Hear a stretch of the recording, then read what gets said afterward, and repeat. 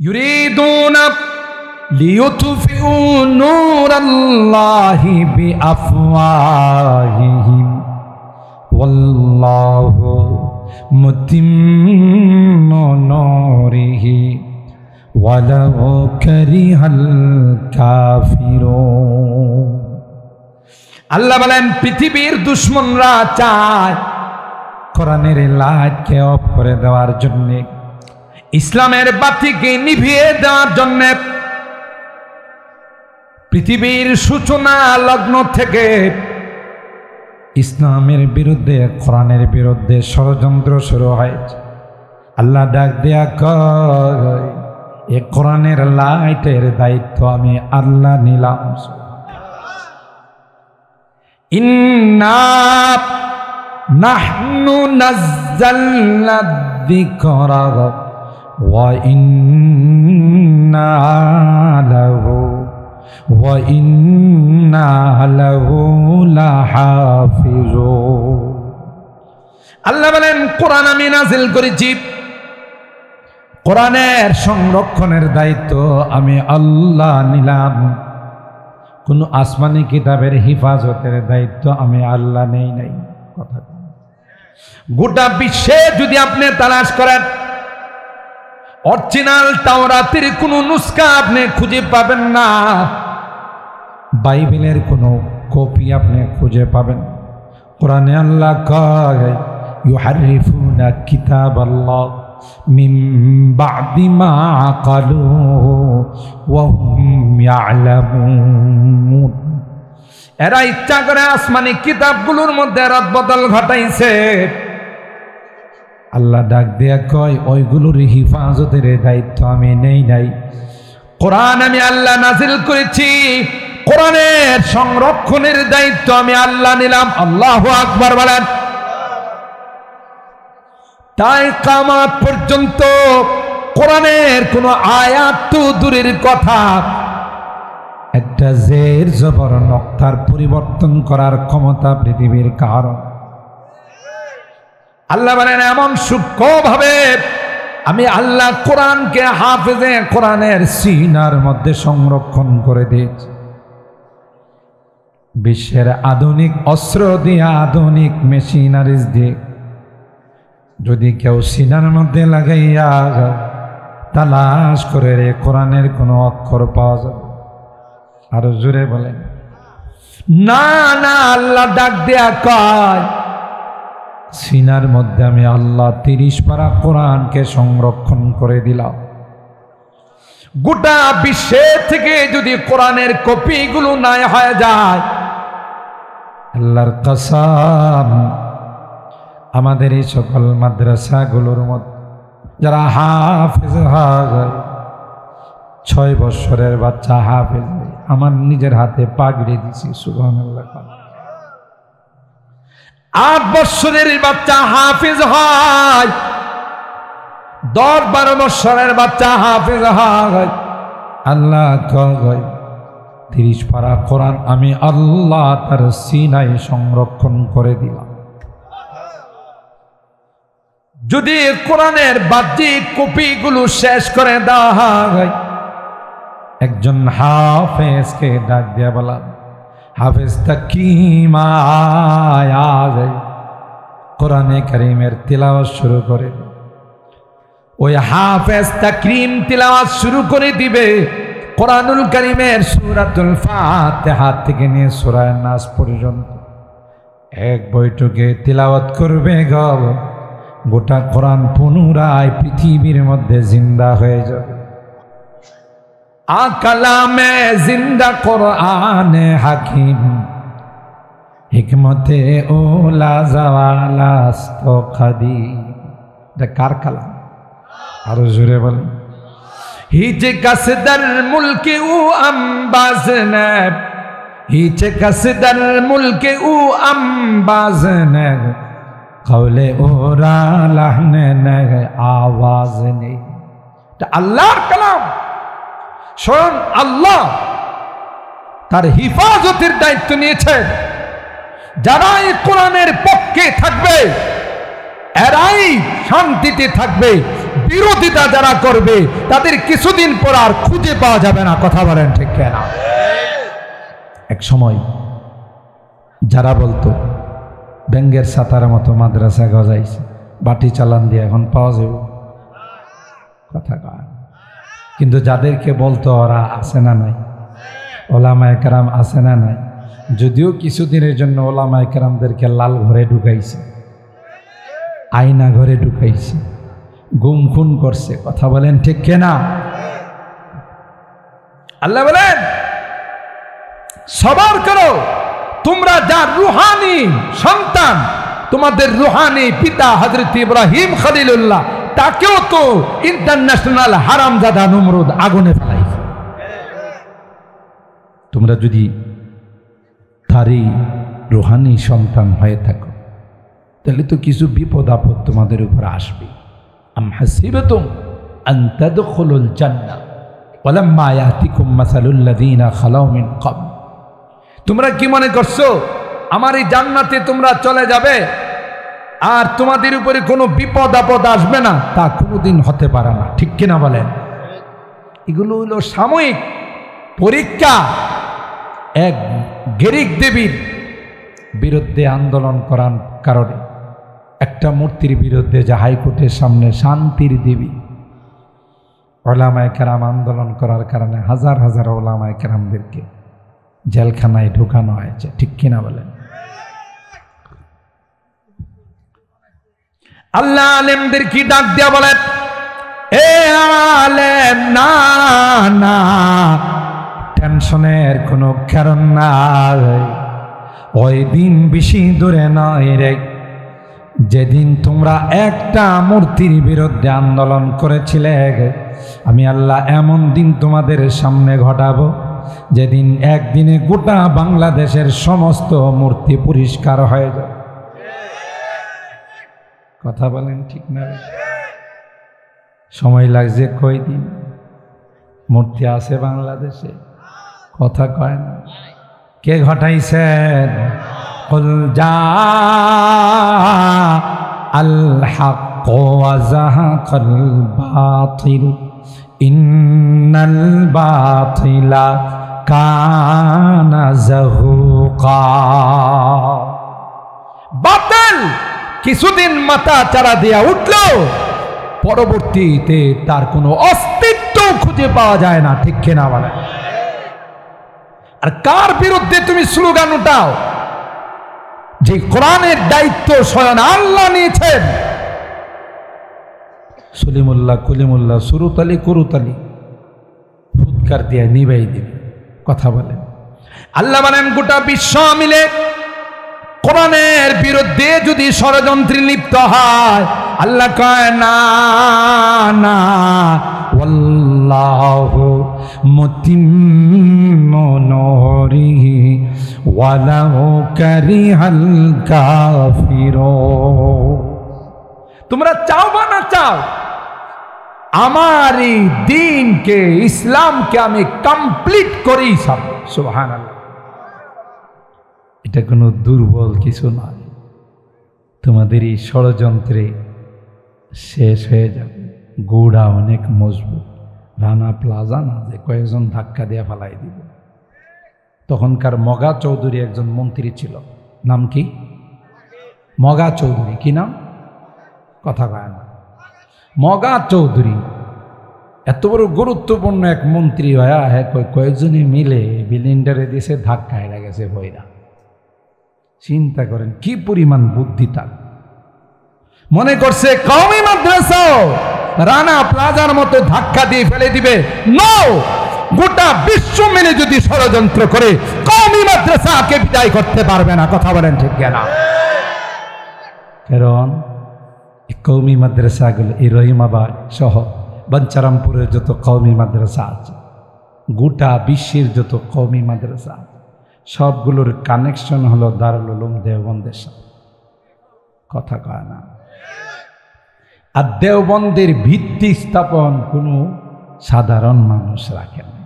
স্বয়ং সরকারে দু আলম মাহবুবে কিবরিয়া সৈয়দুল কাওনাইন সৈয়দুস সাকালাইন হযরতে মুহাম্মদুর রাসূলুল্লাহ সাল্লাল্লাহু আলাইহি ওয়াসাল্লাম লাঠি মোবারক দিয়ে তার ভিত্তি স্থাপন করছে। আরো আস্তে সুবহানাল্লাহ। হযরতে কাসেম নানতুবি ইংরেজের বিরুদ্ধে যুদ্ধ করার জন্য টেনশনের মধ্যে ছিলেন। 200 বছর যে ইংরেজরা ভারত উপমহাদেশকে শাসন শোষণ করতেছিল, কি করা যায়, তাদেরকে কিভাবে খেদানো যায়, এই টেনশন নিয়ে যখন রাত্রে তিনি ঘুমান, আল্লাহর কসম আল্লাহর হাবিবকে স্বপ্ন যুগে তিনি দেখেন। সুবহানাল্লাহ জুড়ে আল্লাহর হাবিব বলেন, কাসেম টেনশনের কোনো কারণ নাই, ইংরেজের বিরুদ্ধে যুদ্ধ করার জন্য আগে ক্যান্টনমেন্ট বানাও। এই ক্যান্টনমেন্ট থেকে সৈনিক তৈরি হবে, এরা ইংরেজের বিরুদ্ধে তলোয়ার ধরে। সুবহানাল্লাহ। ये बात आई है दुनिया को, हम फूल भी है तलवार भी है, इसे बज़ में जहाँ को महकाएंगे, या आंसू को बहा कर दम लेंगे, हम राह वफा के रहरोगे, मंजिल पे जाकर दम लेंगे, हम राह वफा के रहरोगे, मंजिल पे जाकर दम लेंगे। दुनियार মানুষ জানে মুহাম্মদুর রাসূলুল্লাহ যারা উত্তরসূরি হয়, যারা নায়েব হয়, ওয়ারাসাতুল আম্বিয়া হয়, এরা প্রয়োজনে মোমের মতো নরম হতে পারে, আবার কখনো কখনো ইস্পাত কঠিন লৌহ মানব হতে পারে। কথা বলেন ঠিক কিনা? ये बात आई है दुनिया को, हम फूल भी है तलवार भी है, इसे बज़ में जहाँ को महकाएंगे, या आंसू को बहा कर दम लेंगे, हम राह वफा के रहरोगे, मंजिल पे जाकर दम लेंगे। এটা হলো আল্লাহর নবীর নায়েব যারা হয়, এরা যেমন নরম হয় কখনো কখনো গরম হয়। কথা বলেন। হযরতে কাসেম নানতুবি রাহিমাহুল্লাহ ঘুম থেকে উঠে পেরেশান হয়ে, হায় কি দেখলাম ঘুমের মধ্যে, পয়গম্বর লাঠি মুবারক দিয়ে মাদ্রাসার ভিত্তি স্থাপন করে গেছে।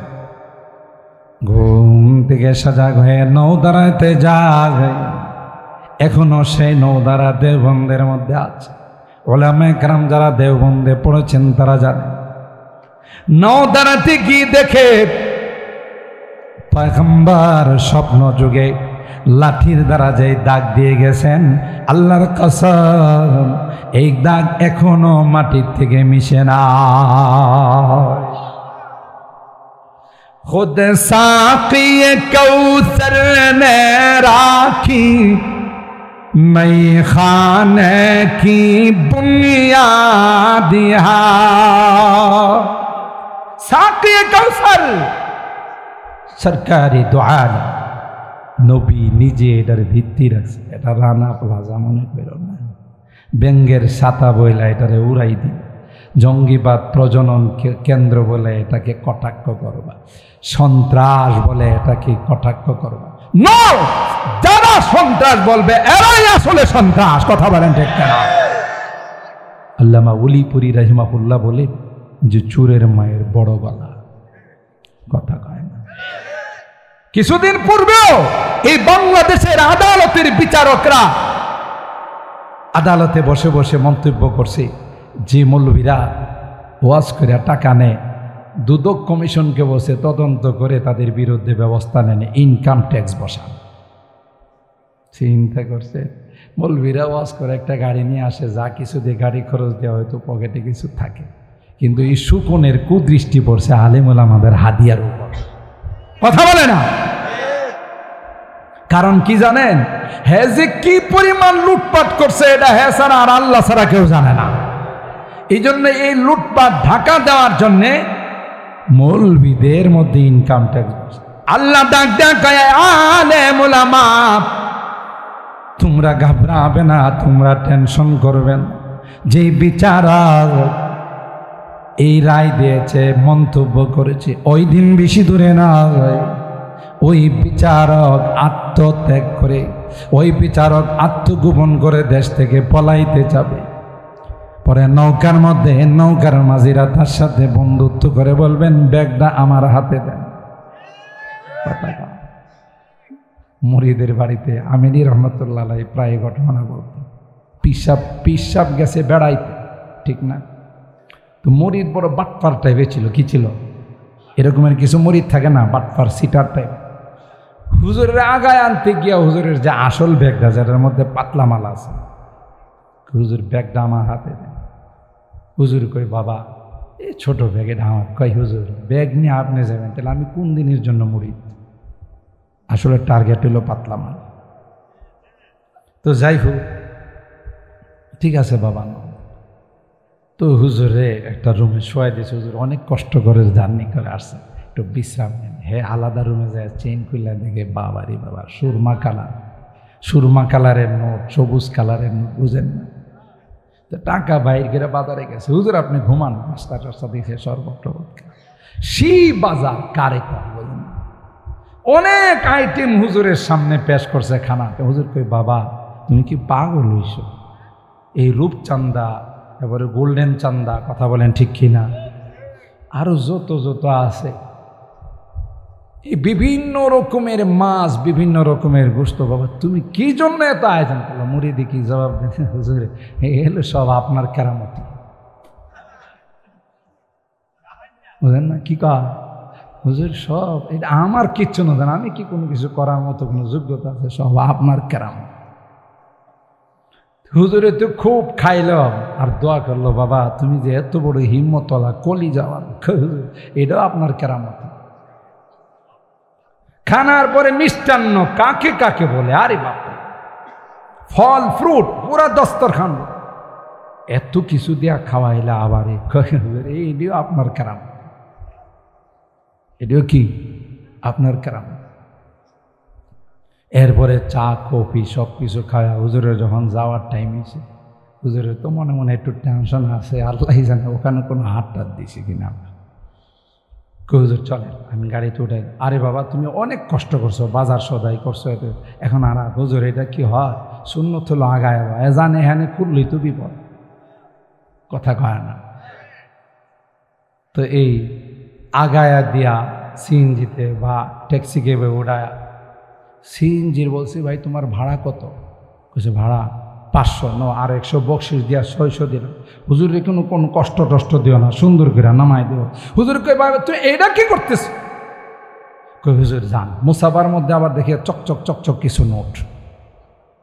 হুজুর তো রীতিমতো আবার, হুজুর দেন না, মনে কিছু নেন না, এই ব্যাগটা নেন। হুজুর একটু দূরে যায়, মনের মধ্যে তো একটু কুচুর মোচর আছে, না জানি ব্যাগটা আগের হালতে আছে কি না। আল্লাহ চেন খুইলা দেখে যে সব অল ক্লিয়ার, কথা কয়। হুজুর এখন মাথায় হাত দিয়ে হাইরে, এতক্ষণ যে সব আমার কেরামতি কইছে আমি তো বুঝি নাই। হ্যাঁ, যে সব আমার কেরামতি কইছে, কাহিনী তো এটা নিচে আমার বেগের থেকে খরচ করছে, আর কয় কি সব আপনার কেরামত। কথা বলেন ঠিক কিনা? ঠিক তদ্রুপ যত দুর্নীতিবাজ, আপনি কৃষকরা পেঁয়াজ বিক্রি করে 50 টাকা কেজি, আর আমার আপনার খাইতে হয়েছে 400-500 টাকা কেজি। টাকাটা মাঝখানে গেছে রাঘব বোয়ালদের পেটে, কথা কয় না ঠিক কিনা বলেন?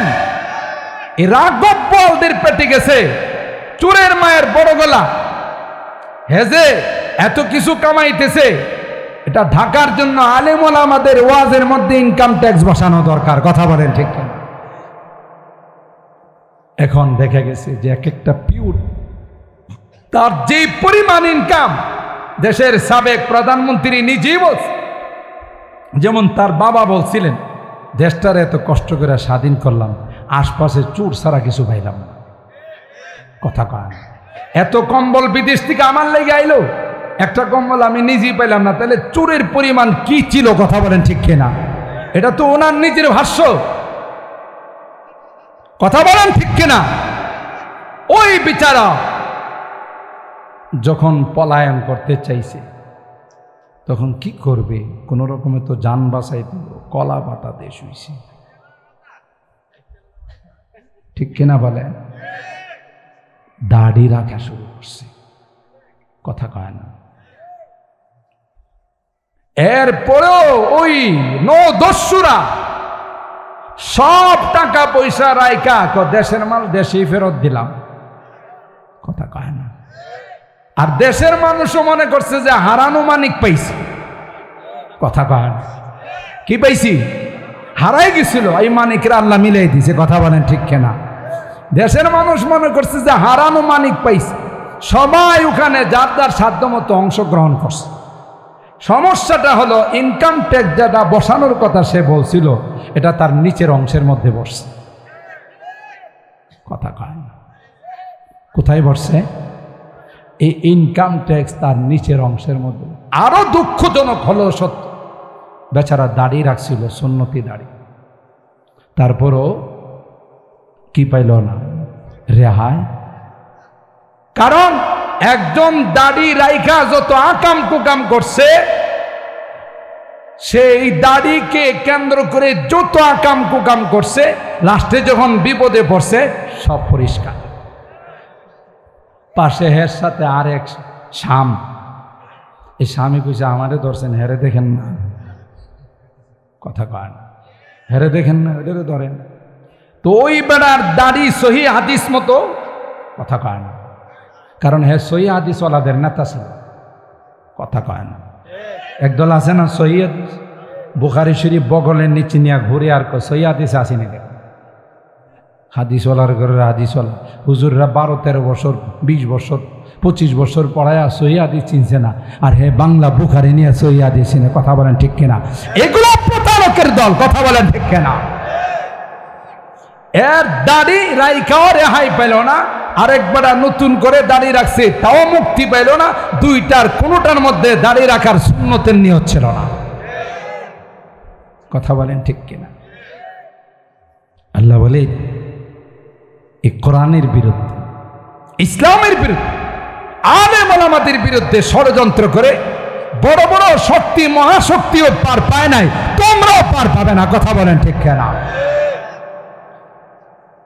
खुद साक़ी कौसर ने राखी, मैं खाने की बुनियाद यहाँ तारीख मुरातब करती है, तारीख मुरातब करती है, दीवानों की रौदा दिहाए इल्म हुनर का गहवारा,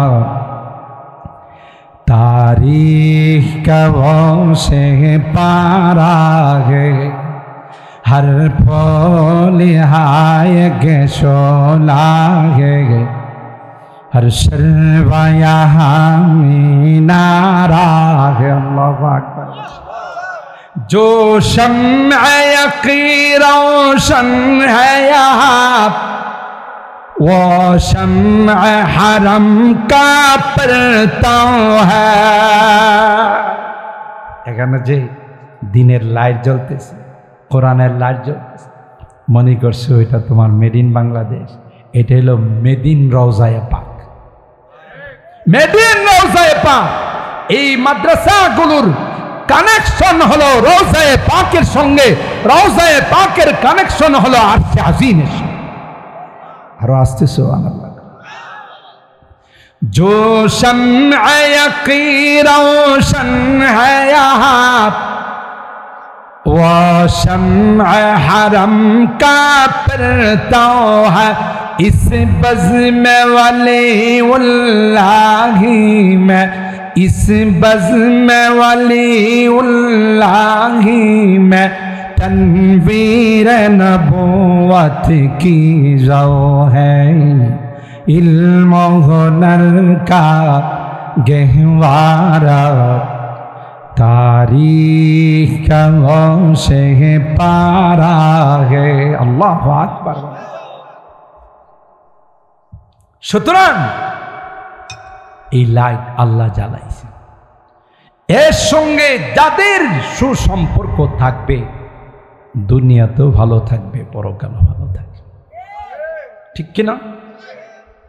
সত্যিকার অর্থে কোরআনের মাদ্রাসাগুলোকে যারা ভালোবাসবে, কোরআনের পাখীদেরকে যারা ভালোবাসবে, আল্লাহর কসম, এই যে আজকে হাফেজদেরকে পাগড়ি দেওয়া হবে, ওলামায়ে কেরাম স্টেজ পরিপূর্ণ, বড় বড় ওলামায়ে কেরাম, একজন হাফেজ কমপক্ষে এমন 10 জনকে সুপারিশ করে আল্লাহর জান্নাতে নিয়ে যাবে, যাদের উপরে জাহান্নাম ওয়াজিব। ওই সময় কি কোনো ব্যারিস্টার আপনার কাজে আসবে? সন্তান, স্ত্রী, বন্ধু বান্ধব। পৃথিবীর মধ্যে মানুষ যেমন কিছু সুবিধার ফ্যাসিলিটি নেওয়ার জন্য মন্ত্রী, মিনিস্টার, পাওয়ারফুল ব্যক্তিদের সাথে সম্পর্ক রাখে, যে ওনার একটা টেলিফোনে অনেক কিছু কথা কয় না, তাহলে পরকালেও এই জাতীয় কিছু সম্পর্কের দরকার আছে না নাই? জোরে কম। ওই সময় মন্ত্রী, মিনিস্টার, নেতা, খেতা একটারে খুঁজে পাওয়া যাবে না। ওই সময় কাজে লাগবে আপনার এই মাদ্রাসার যারা হাফেজে কোরআন, এদেরকে যখন আল্লাহ বলবে ইকরা ওয়ারতাকি ওয়ারাত্তিল কামা কুনতা তুরাত্তিলু ফিদ দুনিয়া ফা ইন্না মানজিলাকা ইনদা আখিরি আয়াতিন তাকরা। বিজয়ী হাফেজদেরকে আল্লাহ ডাক দিয়ে বলবে, সারা বিশ্বকে তাক লাগায়া তোমরা লাল সবুজের পতাকা উড্ডীন করেছে, তোমাদেরকে সেরকম ভাবে সম্মাননা দেওয়া হয় না। আর দিবেই বা কি? তোমার সরকারও তো গরিব, দিলে 2 লক্ষ, কথা কয় না। আল্লাহ বলেন হাফেজ এক একটা আয়াত তিলাওয়াত কর, এক এক তলা চড়তে থাক, আমি তোর জন্য বিশাল টাওয়ার বানাই দিয়েছি। সুবহানাল্লাহ। হাফেজ বলবেন না না, আল্লাহ যাদের অবদানে, যাদের মহব্বত আর ভালোবাসা আমি হাফেজ হয়েছি, এই এলাকার মানুষগুলো আল্লাহ আমাদের মাদ্রাসাকে কলিজা দিয়া ভালোবাসত, আমাদের বড় হুজুরের কাছে সুবিধা অসুবিধাগুলো জিজ্ঞাসা কর। আজকে তাদের গুনার কারণে তাদেরকে বাম কাতারে দেখা যায়, তাই আমি এত নিমুখ হারাম হয় না, আমি একা জান্নাতে যাব তাদেরকে রেখে, যতক্ষণ পর্যন্ত তাদের জান্নাতের ফায়সালা না হবে ততক্ষণ পর্যন্ত তোমার জান্নাতের মধ্যে কদম রাখবো না। আল্লাহু আকবার। আর আসতে বলেন আল্লাহু আকবার। আল্লাহ হাফেজ কি বলবেন, হাফেজ যাও, যাদেরকে তোমার ভালো লাগে, যাদেরকে চাও, তাদেরকে তুমি সুপারিশ করে আল্লাহর জান্নাতে নিয়ে যাও। সুবহানাল্লাহ। আল্লাহর হাবিব বলেন, একজন হাফেজের যদি মর্যাদা হয়, যিনি আলিম হয়, তার মর্যাদা কম না বেশি? আরেকটু জোরে কর। ফামা যন্নুকুম বিল্লাযী আমিলা বিহাযা।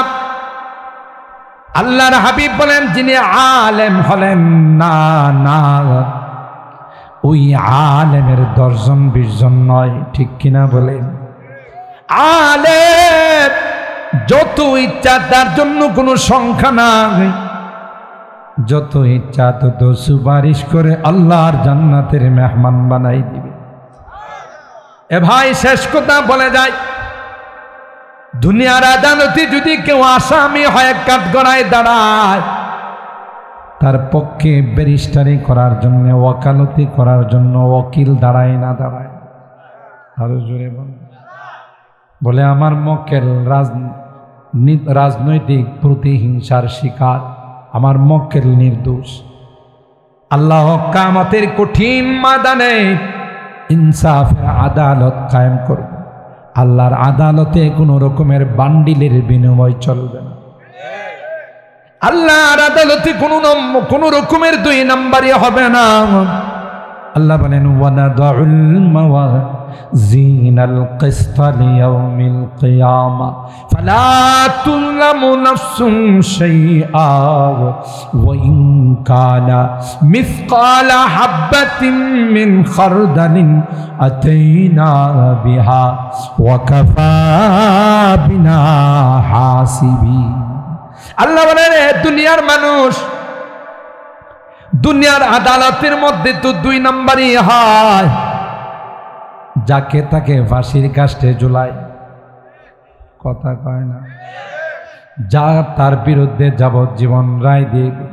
সাংবাদিকরা যখন প্রশ্ন করে ওনার দোষ কি কারণে তার ফাঁসির রায় হলো, সুজা বিচারকরা জবাব দেয় উপরের নির্দেশ, কথা কয় না। তাইলে বুঝা গেল বিচারকদেরও কিছু চাপ থাকে, বিচারকদেরও কিছু রুলসকে ফলো করতে হয়। আল্লাহ ডাক দিয়ে কয় না রে না, আমি বিচারক নই রে, আমি খুদ বিচারের দিনের মালিক। আলহামদুলিল্লাহি রাব্বিল আলামিন আর-রহমানির রহিম মালিকি ইয়াউমিদ্দিন।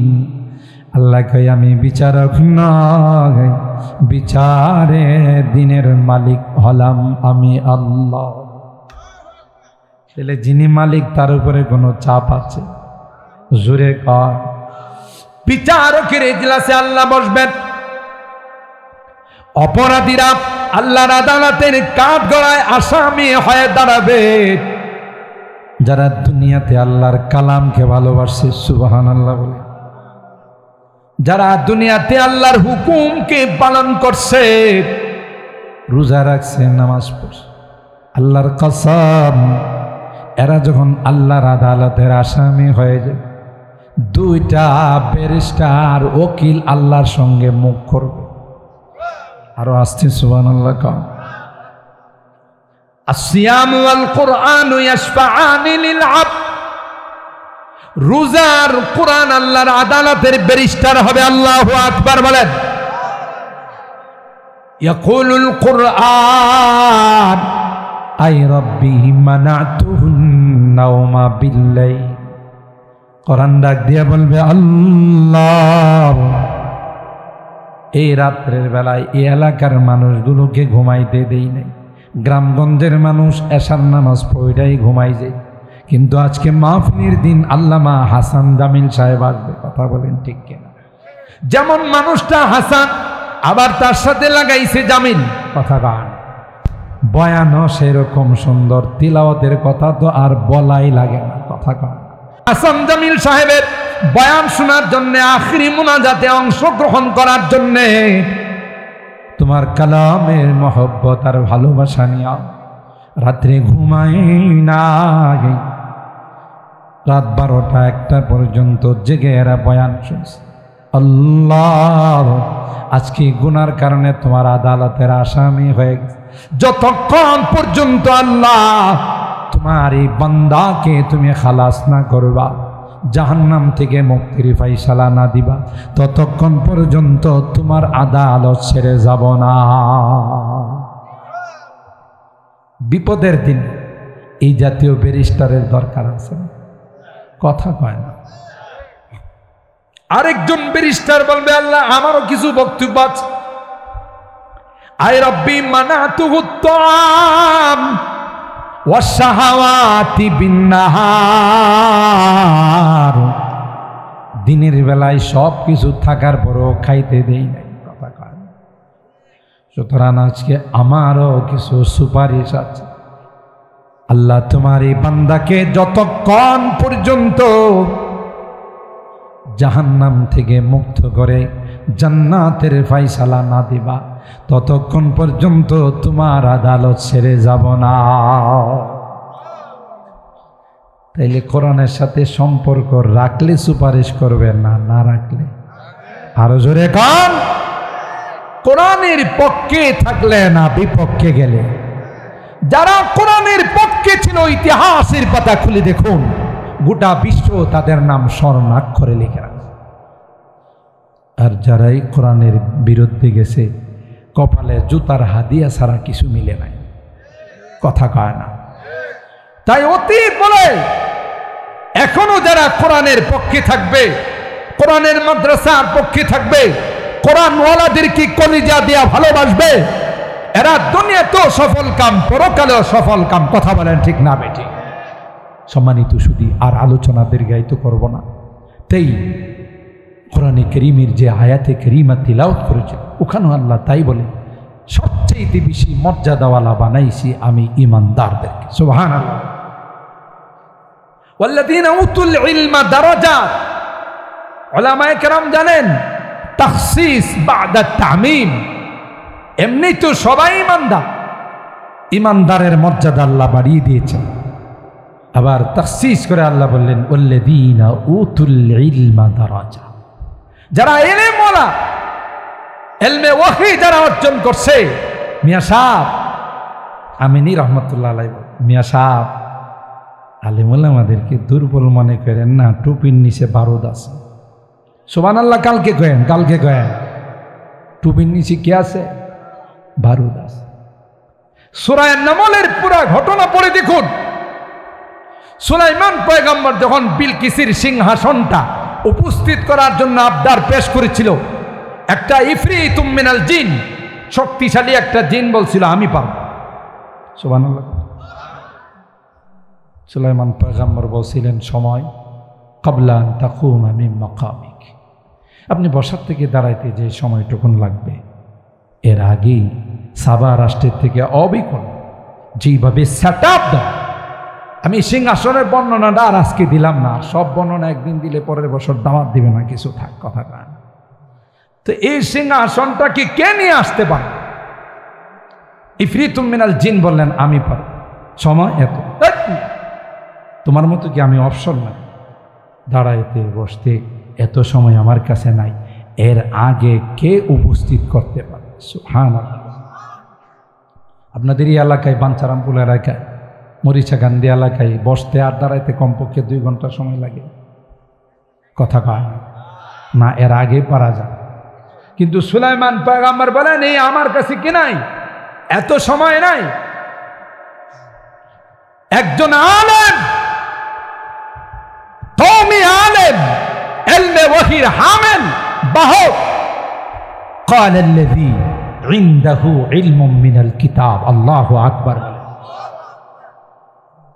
আনা আতিকা বিহি ক্বাবলা আন ইয়ারতাদ্দা ইলাইকা তারফুক, আল্লাহু আকবার বলেন। এ পয়গম্বর, সিনার মধ্যে আল্লাহ এমন শক্তি দিয়েছেন, এই শক্তিটা যদি প্রয়োগ করি তাইলে আপনার চোখের পলক মারার পূর্বে গোটা সিংহাসন আপনার সামনে আমি উপস্থিত করে দিতে পারব। পাওয়ার কম না বেশি? হুজুররা পাওয়ার দেখায় না। তুমি অগ্নিয়াস্ত্র দিয়া যা করবা, হুজুররা হাত তুইলা তার চেয়ে বেশি করতে পারে। কথা বলেন ঠিক কিনা? হাত উঠাবে, তোমার তখতে তাউস তসনস হয়ে যাবে। কথা বলেন ঠিক কিনা? এই জন্য উলামায়ে কেরামদের সাথে মহব্বত সম্পর্ক রাখা, উলামায়ে কেরামদের নায়েবে রাসূলদের ভালোবাসা, এটা পরকালের জন্য অনেক বড় পুঁজি। কথা বলেন ঠিক না বেটি? সবাই তো ভালোবাসবো ইনশাআল্লাহ। হাত তুলেন, হাত তুলেন। যতদিন বেঁচে থাকবো এই সকল মাদ্রাসাগুলোকে, কোরআনের পাখিদেরকে কলব দিয়ে, কলিজা দিয়ে ভালোবাসবো। আল্লাহ তুমি কবুল করো, বলেন আমিন। হাত নামান, আল্লাহ আমাদের হাতগুলোকে কবুল করুন, আমিন। ওয়া আখিরু দাওয়া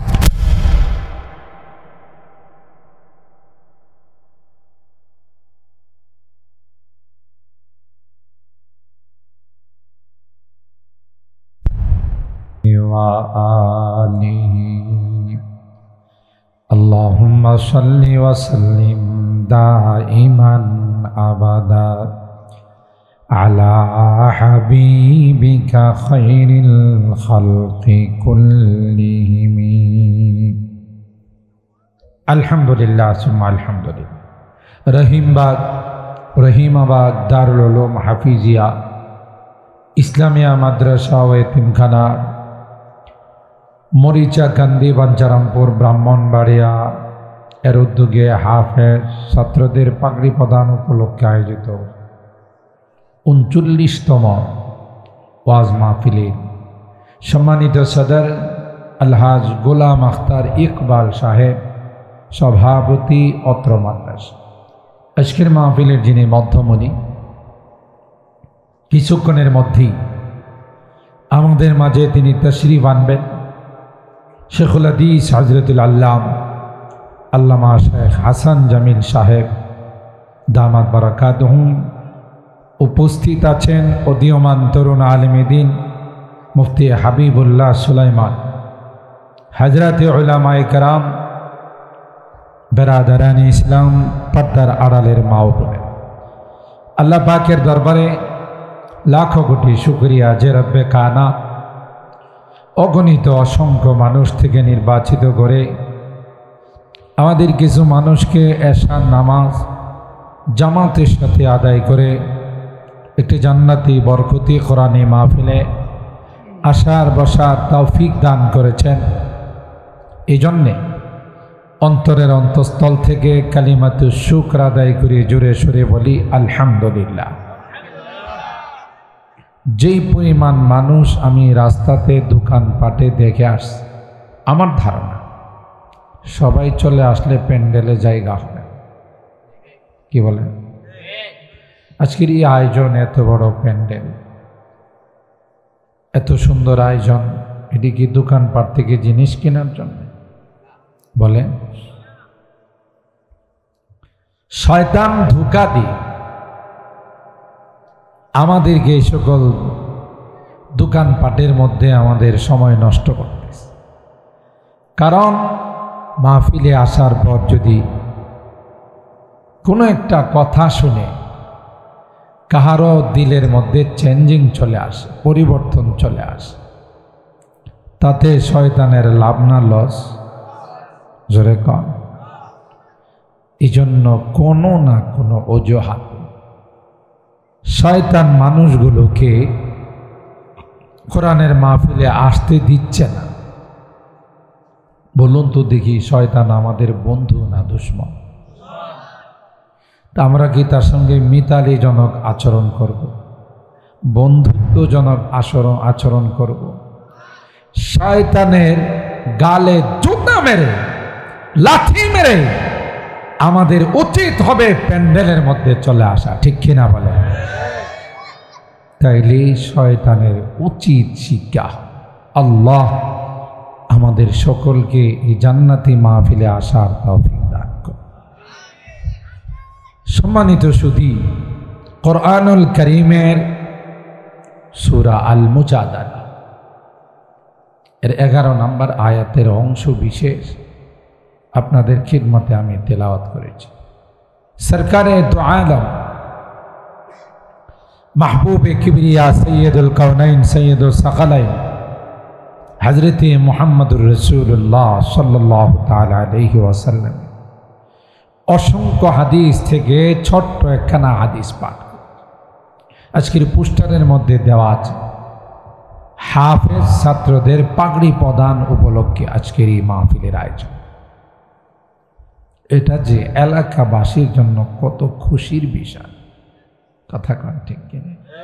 আপনাদের এলাকার, আপনাদের এই প্রাণপ্রিয় প্রতিষ্ঠান রহিমাবাদ দারুল উলুম মাদ্রাসা, এখান থেকে বৎসরে কিছু ফসল বের হয়। কৃষকরা যেমন চাষাবাদ করে, জমিন আবাদ করে, একটা পর্যায়ে যখন ঘরের মধ্যে ফসল আসে খুশি হয় না বেজার হয়? যারে কার আত্মীয় স্বজন, বাচ্চা কাচ্চা সবাইকে বলে, বাবা একটু ধৈর্য ধারণ কর, দাওয়া কাটি লাগলে, ফসল আদি পাইলে তোর জামা বানাই দিব, এটা করব ওইটা করব। তার মানে এটার একটা অপেক্ষাই থাকে। ঠিক যেই মেহনত আপনারা এই মাদ্রাসার জন্য করেন, কলিজা দেয়া মানুষ এ সকল মাদ্রাসাগুলোকে ভালোবাসে, ঠিক কিনা বলে? আর এই জন্যে এই মাদ্রাসাগুলোর নাম হলো কওমি মাদ্রাসা। কি নাম বলুন তো? এটার অর্থ জানেন? যেই মাদ্রাসা জাতির জন্যে প্রতিষ্ঠিত, জাতির অর্থে পরিচালিত, জাতির জন্যে নিবেদিত, তিনটা জিনিস যেই মাদ্রাসায় পাওয়া যায় ওই মাদ্রাসাগুলোকে কওমি মাদ্রাসা বলে। সুবহানাল্লাহ। এখানে কোনো সরকারি অনুদান গ্রহণ করা হয় না, আসে জাতির কাছ থেকে নেওয়া হয় বাৎসরিক, জাতির কাছেই তার রিপোর্ট পেশ করা হয়, ঠিক না? তাহলে এই কওমি মাদ্রাসাগুলোকে জাতি কলিজা দিয়া ভালোবাসে, কোরআনের পাখিদেরকে অন্তর দিয়ে ভালোবাসে। আর এই কারণে গোটা জাতি আজকে উপকৃত। বড় বড় মুসিবত বিপদ আপদ আসে কোরআনের এই সকল মাদ্রাসাগুলোর জন্য, বিপদ থেকে আল্লাহ মুক্ত করে দেন। ভূমিকম্প ঝাঁকুনি দিয়ে চলে যায়, বড় রকমের আঘাত করে না। কেন? যেই সময় আমরা আসি তোমাদেরকে ঝাঁকুনি দিতে, তোমরা যদিও ঘুমাই থাকো, কেউ বা মোবাইলের জগতে ডুবে থাকো, কিন্তু এই মাসুম কুচি কাচ্চা বাচ্চাগুলো তো তখন আল্লাহর কোরআন তিলাওয়াত করে। ওমা কানা আল্লাহু মুআযযিবাহুম ওয়া হুম ইস্তাগফিরুন। হে নবী, যখন কোন জাতি ইস্তিগফার করে, ক্ষমা চায়, আল্লাহর কালাম তিলাওয়াত, আল্লাহ এই জাতিকে শাস্তি দিতে লজ্জা বোধ করে। গোটা বিশ্ব যখন করোনায় আক্রান্ত, গোটা বিশ্বকে লন্ডভন্ড করে ফেলছে, তখন কিন্তু সেইভাবে বাংলাদেশ আক্রান্ত হয় না। কথা কয় না?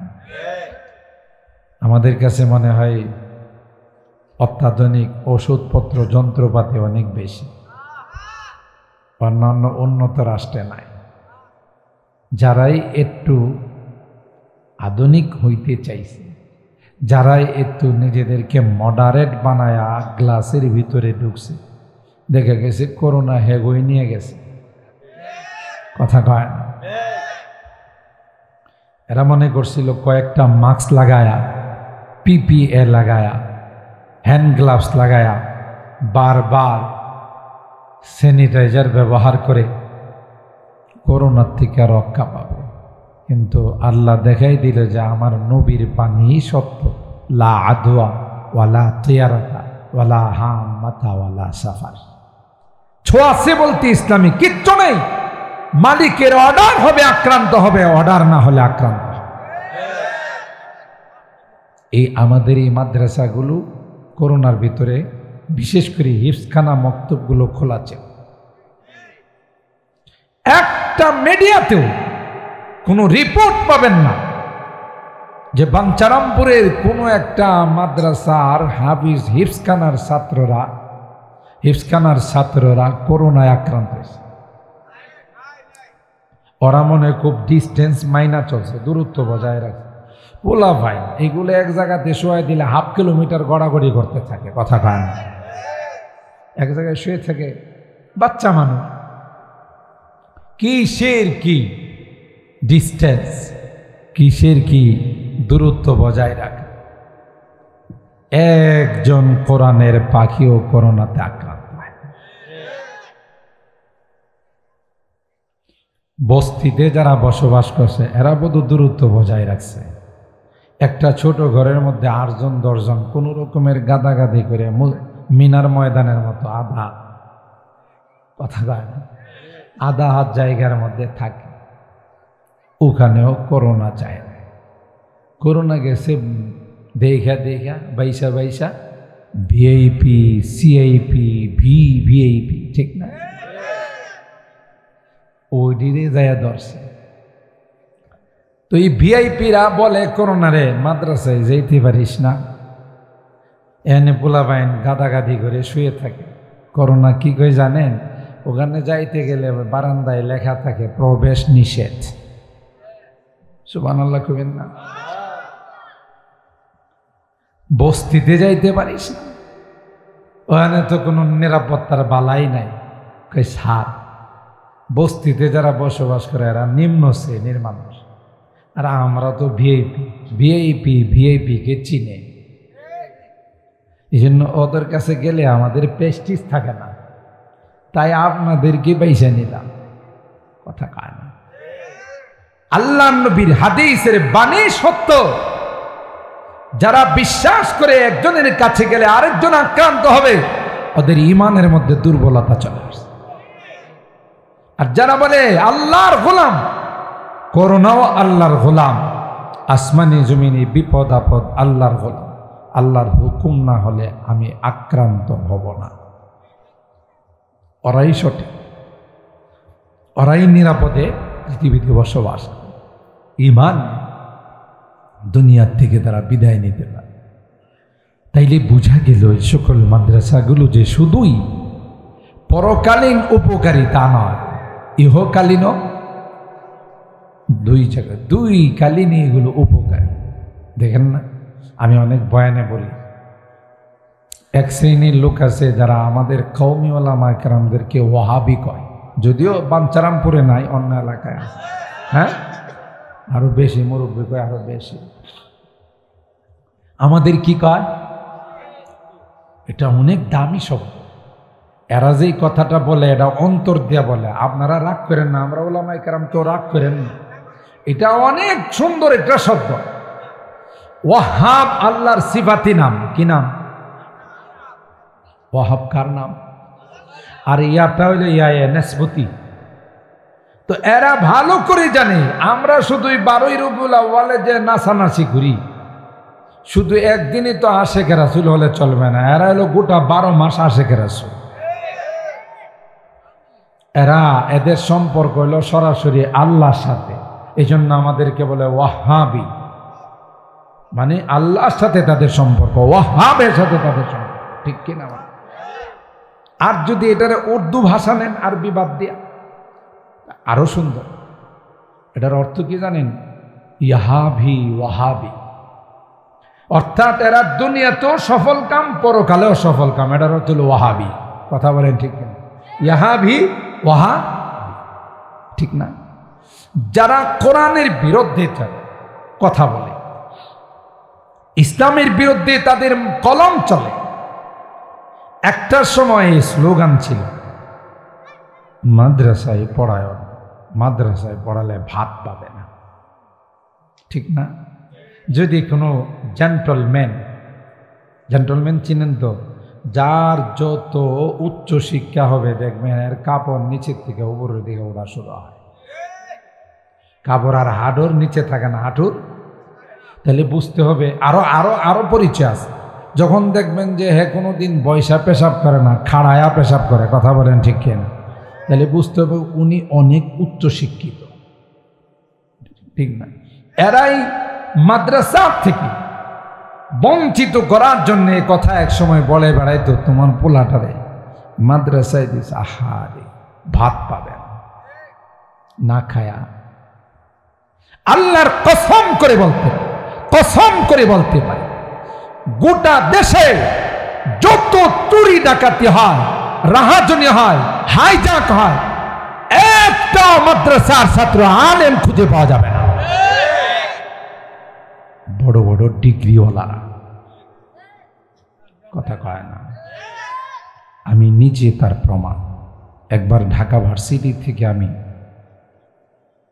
যাচ্ছিলাম বাসে করে। তো বাসে ওঠার পর, এটা আমার ছাত্র জীবনের ঘটনা, বাসে ওঠার পর আমার সাথে আরেকজন ভদ্রলোক উঠছে, ওনার সাথে ব্যাগ আছে, সাথে 2 জন উঠছে। 2 জন হলো কামলা। কামলা বুঝেন তো? খুব ভদ্র কামলা, উচ্চ শিক্ষিত কামলা।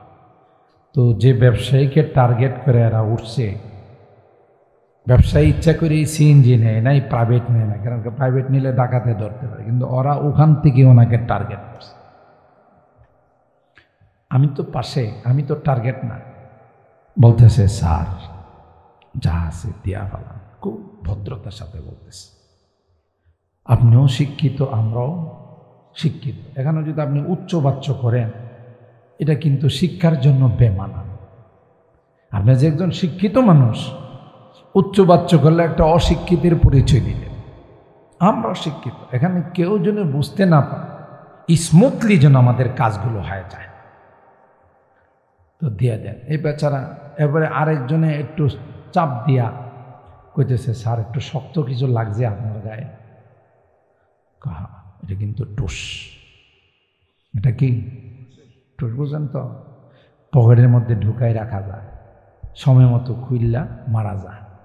কয় স্যার অস্ত্র কিন্তু সাথে আছে, কিন্তু চাই না অস্ত্রটা ব্যবহার করতে, কারণ আপনিও শিক্ষিত আমরাও কি, কথা কয় না। ভাতের দায়ে, ক্ষুধার দায়ে, অভাবের দায়ে রাস্তাতে ডাকাতি করে, হয় রাত্রে ডাকাতি করে, না হয় অফিসে বৈশা ডাকাতি করে, কলমের গুতা দিয়া ডাকাতি করে, কথা কয় না। একজন আলেম, একজন হাফেজ আজ পর্যন্ত দেশ স্বাধীন হওয়ার পর চুরি এবং ডাকাতি দিয়ে ধরা পড়ছে, তার একটা রেকর্ডও বাংলাদেশে। মাদ্রাসায় পড়ায় 5,000 10,000 যাই পায়, শাক সুটকি দিয়ে বউ বাল বাচ্চা নিয়ে দস্তরখানে আরামে খায়, নাক টাইন না ঘুমায়, ওর ডাকাতিরও কোনো টেনশন নাই, চুরিরও কোনো টেনশন নাই। আর যে বেটা কোটি কোটি টাকার মালিক রাত্রে 10-15 বার দেখে যে বাড়িতে ডাকাত ঢুকছে, হ্যাঁ ঘুমের মধ্যে চিৎকার দিয়ে ওঠে ডাকাত ডাকাত, তার বউ জাবড়ায় ধরে, আরে আপনি কন কি, ডাকাত ঢুকতেছে, এর ঘুমাচ্ছে। সাহেবে বেতন পায় 2 লাখ, ম্যাডামে বেতন পায় 1 লাখ, বেতন কি কম না বেশি? দুইজনেই সরকারি অফিসে চাকরি করে। বাসাতে আসার পর কিলাকিলির অনুষ্ঠান শুরু হয়। কিসের? দুইজনের মধ্যে কিলাকিলির অনুষ্ঠান শুরু হয়। কেমনে শুরু হয়? কোনো কারণে যদি ম্যাডাম বাসায় আসতে একটু দেরি হয়, সাহেবে আগে আইসা পড়ছে, জিজ্ঞাসা করে তোমার এত লেট হলো কেন? অফিস তো ছুটি হয়েছে এতটার সময়। রাস্তায় যানজট ছিল। সাহেবে কি কয়, এটা কি গাড়ি ঘোড়ার যানজট না অন্য কোনো যানজট? কথা কয়, বুঝছেন তো? এটা কি গাড়ি ঘোড়ার যানজট না পুরুষের যানজট? হ্যাঁ তুমি কি বললা, আমার সন্দেহ করছো। ঠিক সাহেব যখন আসতে দেরি হয়, ম্যাডাম জিজ্ঞাসা করে আজকে তোমার দেরি হলো কেন? কয় আমার দেরি হয়েছে মানে পুরা শাহবাগ থেকে নিয়ে ফার্মগেট পর্যন্ত পাও ফালা। এটা কি শাহবাগের যানজট না নাইট ক্লাবের যানজট? কথা কি আমার বুঝছেন? এই দুইজনে একজন আরেকজনকে সন্দেহ করার পর একটা পর্যায়ে তখন দুইজনেই বলে, হাত থাকতে মুখে আবার কথা কিসের? গ্রামগঞ্জে কিন্তু এই জাতীয় কিছু মাতবর আছে। দুইটা পক্ষকে, যদি আপনাদের এই মরিচাকান্দি এলাকায় নাই, বাঞ্চারামপুর নাই, অন্য এলাকায় আছে, দুইটা পক্ষ করে লাগাই দেয়। কিরে তোর গায়ে হাত তুলছে, তুই কি ছুরি বেড়া বসে আসিলে? তোর কি গায়ে রক্ত নাই না পানি হয়ে গেছে? তার মানে লাগাই দিতে পারলেই তো লাভ। হাত তুইয়া মুখে কথা কিসে? তাইলে বুঝা গেল যারা এই কথা বলে কোরআন হাদিসের শিক্ষার থেকে জাতিকে মাহরুম আর বঞ্চিত করার জন্যে, তাদের এই বলা থেকে মাদ্রাসাগুলো বন্ধ হয়ে গেছে। মাদ্রাসাগুলো কি কমছে না বাড়ছে? জোরে বলে। আমি এটার কি বলি জানেন?